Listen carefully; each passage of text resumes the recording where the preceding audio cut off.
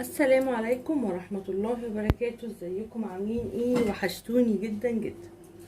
النهاردة هنعمل وصفة كده مع بعض ان شاء الله تبقى سهلة كده. هعمل يعني بجهز اكل بكرة. تمام، انا التتبيلة دي بتبلها كده من بالليل لبكرة. بصوا، انا كنت شارية 3 فرخات، كنت قايله له اخلي لي الوراك بتاعتها واعمل لي الصدر بريك. ناسا يخلق الوراك ما خليهاش.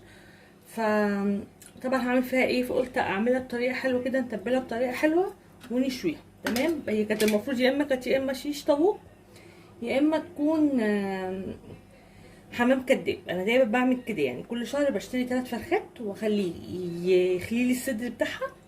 تمام، 3 فرخات يعني مخليين، ويخلي لي الوراك. بس هو الناس المره دي يخلي لي الوراك، فروحت طبعا وكسلت انزل له تاني، فخلاص بقى ما لناش نصيب. فايه، هنعملها بقى بطريقه حلوه بكره. ممكن بقى نعملها يا اما بصينيه بطاطس، يا اما نعمل جنبها بطاطس يعني، يا اما بسله. بكره بقى ايه اللي بقى نشوف. اول حاجه كده حطيت معلقه صلصه اللي هي في العلب. صلصه ايه اللي في العلب؟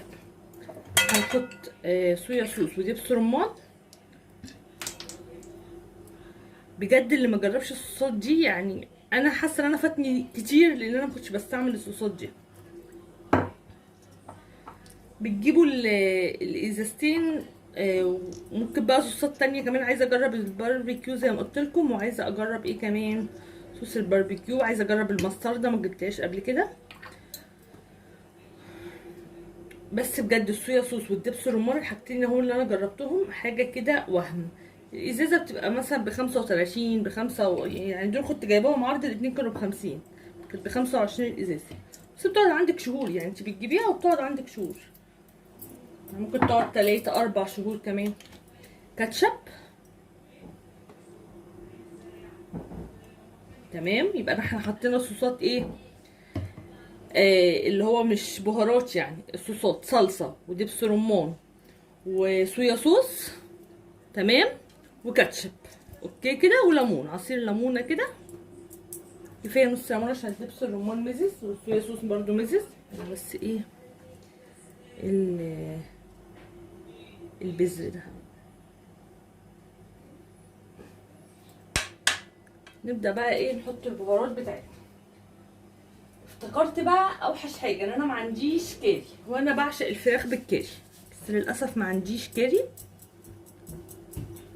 نحطه ايه، ملح. طبعا الملح كتروه عشان لو فراخ عادبه يبقى طعمها مش حلو.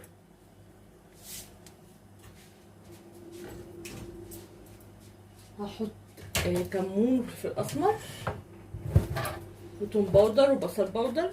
ولو حد عنده حبه كاري يديني، بكره ممكن اشتري على فكره. يعني ممكن بكره انزل بقى على الكريم يجيب لي من الراجل اللي تحت البيت. انا عندي تحت البيت عطار. فلفل اسمر كده، ان بجد طعم الكاري في الفراخ بيفرق جدا جدا، فوق ما تتخيلوا. بحب طعمه. نحط كمون.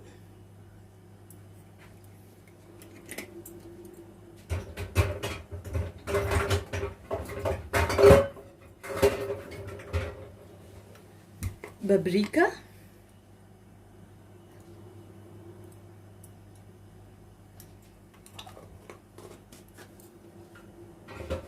كزبرة. وكاري بقى، يعني انتوا لازم تحطوا كاري. تمام، عشان هتفرق معاكوا قوي في الطعم. وايه كمان، توم باودر وبصل باودر.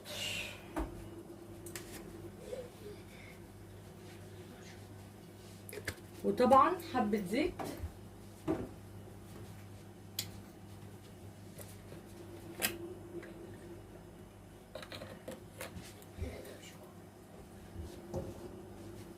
هنقلب بقى الخليط ده كده كله مع بعض.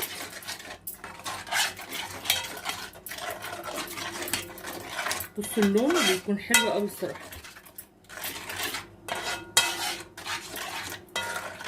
وهتدلكي بقى بيها اي فراخ عندك. الخلطه دي ممكن تعملوها باجنحه دجاج، ممكن تعملوها بوراك، ممكن تعملوها بفرخه كامله. بصوا، اي خلطه اي نوع فراخ عندك ممكن تتبليها ببانيه مشوي. تمام، تبلوا بالتتبيله دي بجد هتفرق معاكم. بس لو بانيه مشوي ما تحطوش صلصه، يعني يستكفوا بالكاتشب عشان بس ما يبقاش لونه يتحروق معاكوا قوي يعني. فاهمين قصدي ايه؟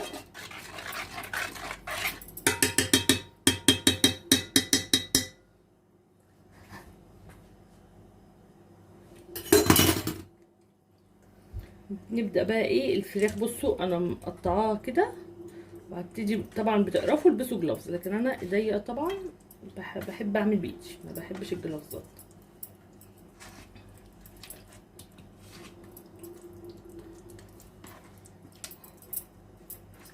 تمسكوا ايه الفرخه كده، بس اهم حاجه برضو تشرحوها من جوه عشان تعمل معاكم.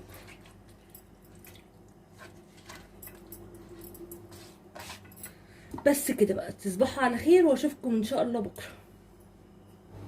بصوا انا اهو حطيت الفراخ على النار، تمام، اللي احنا تبلناها امبارح. طبعا انا قفلت معاكم الفيديو بالليل على كده، وجايبه حله هعمل بقى ايه بسله، وهعمل رز جنب الاكل. وحطيت على فكره تحت الفراخ بطاطس، لان انا ما بحبش البسله.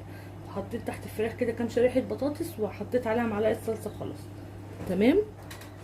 نبتدي بقى ايه نعمل البسله بتاعتنا. هنجيب حله كده وهنجيب السمنه ونرجع. بصوا بقى انا عايزاكم تجربوا طريقه البسله دي. بنحط سمنه،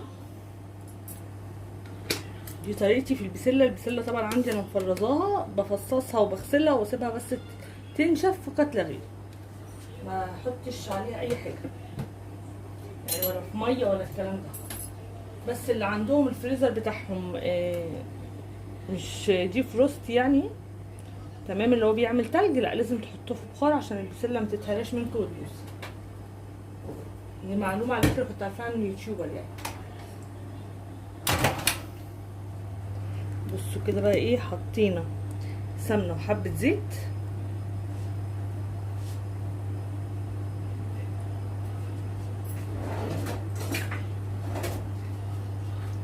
وهنزل بالبصل. دي بصله ايه مبشوره،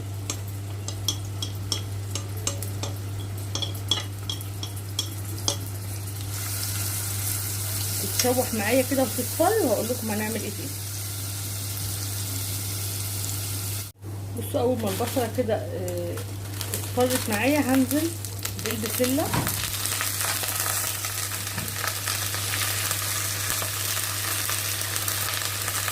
والجزر اللي انا فرزتها. ووطي النار عشان ايه تبدا بقى تتشوح معايا مع البصل الاول، وبعد كده انزل بالصلصه.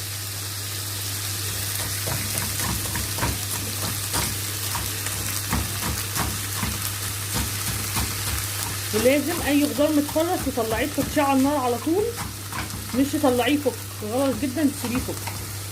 والتشويحه اللي مع البصل ديت بيخليها تطلع ريحه يعني التلج اللي فيها، فاهمين؟ غير طبعا البسله الطازه، وحتى البسله الطازه لو عملتوها كده برده بتبقى حلوه. اي خضار كده لما تشوحوه مع البصل، كمان لو حاطين لحمه، لكن انا طبعا عامله فراخ، لما بتشوحوهم كده مع البصل طبعا بيكون احلى يعني، احلى من ان انت تحطي الصلصه وبعد كده جواها البسله. دي نكهه ودي نكهه تانية خالص، والنكهه دي تكون احلى. تفك شويه هرجع لكم تاني. بصوا بقى احنا هنا ايه، خلاص البسله اتشوحت. هجيب ايه، دي بطاطس عشان ولادي ما بيحبوش البسله من غير بطاطس. اوكي، طبعا مش لازم حركه البطاطس دي، لكن انا ولادي لازم احط لهم بطاطس في البسله عشان تتاكل. يعني اصلا كريم ما بيحبش البسله، فانا بضحك عليه بالبطاطس دي، اقول له فيها بطاطس واكله بقى الاتنين مع بعض يعني. تمام كده، هشوحها برده على فكره. انا هعمل ايه، هقلبها هنا.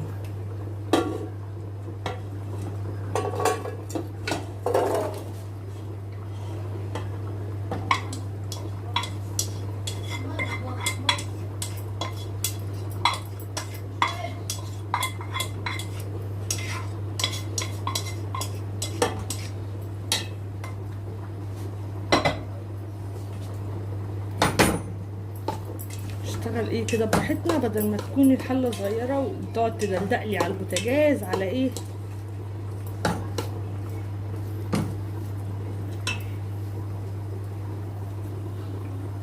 الحله بس تسخن عشان طبعا كانت بارده، ونرجع تاني.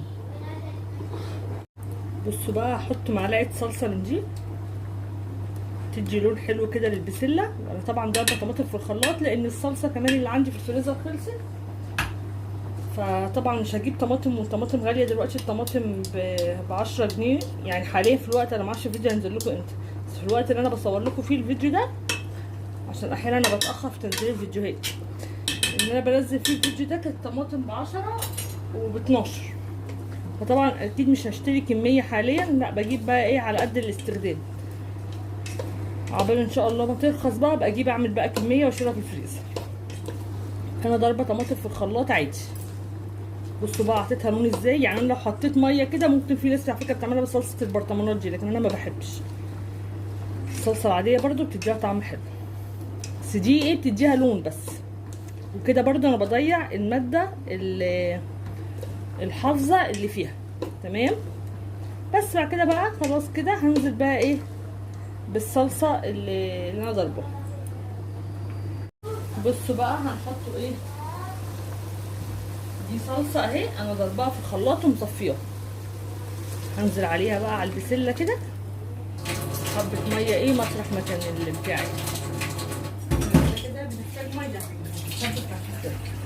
بصوا بقى نحط ملح،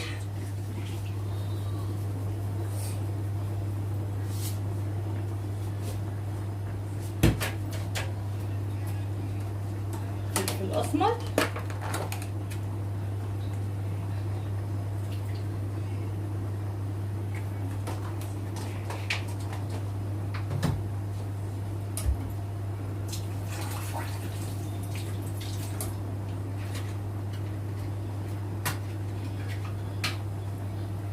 ومكعب ماجي لان طبعا احنا مش حاطين اللحمه فيها، فمكعب الماجي ايه لان انا بحب دايما اشوح لحمه في الخضار يعني. فانا المره دي عامله الوراك اللي قلت لكم عليها دي، فطب ايه لو كنت عملت لحمه يعني الفراخ ما كانتش هتتاكل، كانت حاجه هتتاكل وحاجه لا. احنا ما بنعرفش ناكل صنفين لحوم مع بعض،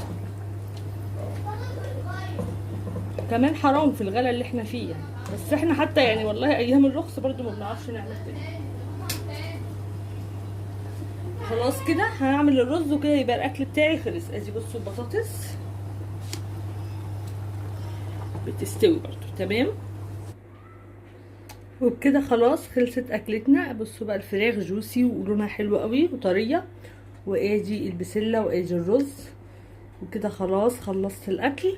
متنسوش بقى تحطوا لايك وتعملوا شير وتعملوا سبسكرايب، واقول لكم السلام عليكم ورحمه الله وبركاته.